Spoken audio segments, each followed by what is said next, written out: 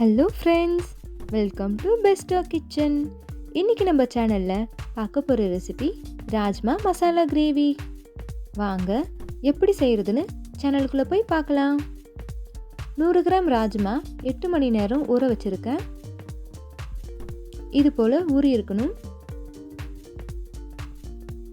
குக்கரில் ஆட் பண்ணிக்கோங்க. 1 cup ராஜ்மாக்கு 3 cup தண்ணி ஆட் பண்ணிக்கோங்க.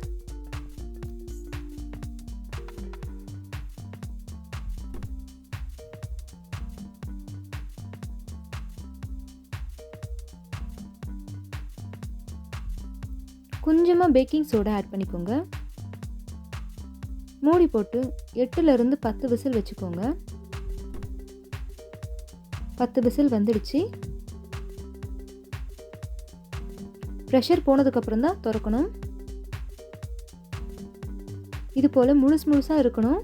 ஆனால் தொட்டால் பஞ்சு போல் உடையணும்.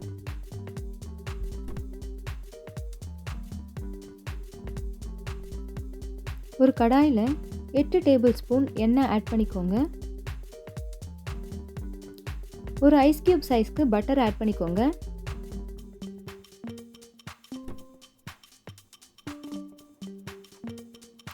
ரெண்டு பச்சை மிளகாய் கீரி போட்டுக்கோங்க. இஞ்சி நீளமாக கட் பண்ணி போட்டுக்கோங்க.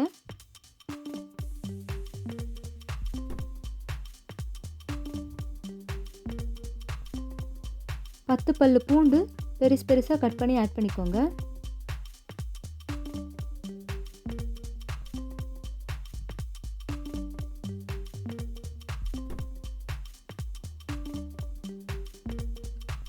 பொன்னிறமாக ஃப்ரை பண்ணிக்கோங்க. ஒரு பெரிய வெங்காயம் பொடியாக நறுக்குனது,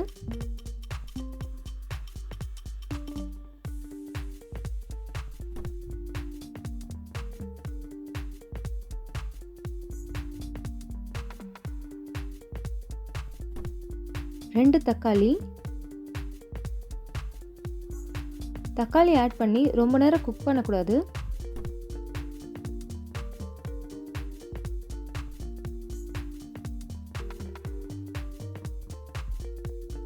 கால் டீஸ்பூன் மஞ்சள் தூள்,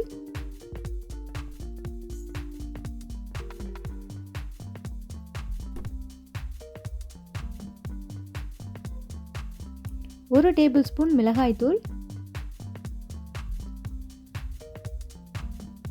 1 டீஸ்பூன் ஜீரகப்பொடி, உப்பு தேவையான அளவு,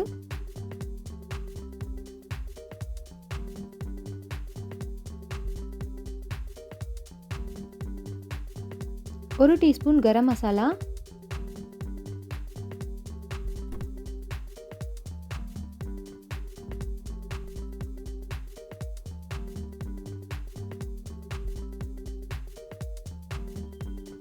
பாயில் பண்ணி வச்சுருந்த ராஜ்மா அந்த தண்ணி 2 சேர்த்து ஆட் பண்ணிக்கோங்க. அரை டீஸ்பூன் சர்க்கரை,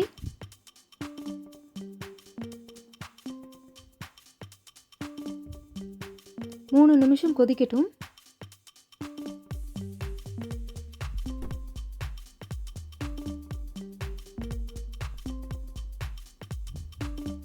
கொஞ்சம் ராஜ்மாவை நசுக்கி விடுங்க. கிரேவி திக்காகும், டேஸ்டாக இருக்கும்.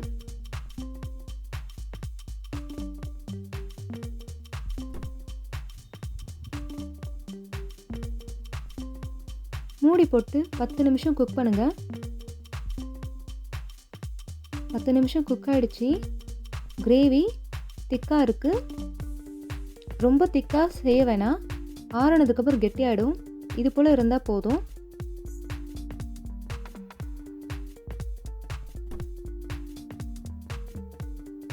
மறுபடியும் ஒரு ஐஸ் கியூப் சைஸ்க்கு பட்டர் ஆட் பண்ணிக்கோங்க.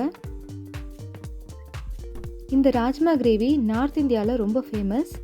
ஹோட்டல்லலாம் கிடைக்காது, ஸ்டார் ஹோட்டலில் தான் கிடைக்கும்.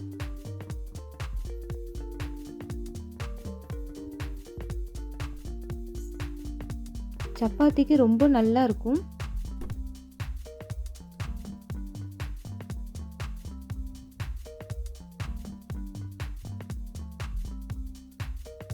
பட்டர் மெல்ட் ஆகிடுச்சு.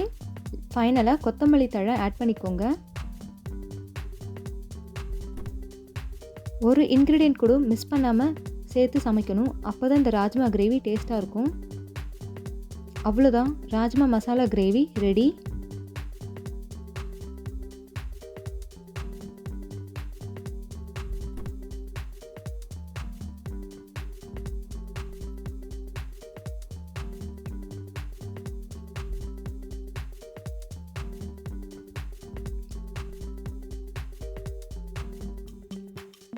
உங்களுக்கு இந்த வீடியோ பிடிச்சிருந்தா லைக் பண்ணுங்கள், ஷேர் பண்ணுங்கள், மறக்காமல் சப்ஸ்கிரைப் பண்ணுங்கள், கூடவே பெல் பட்டன் ப்ரெஸ் பண்ணுங்கள்.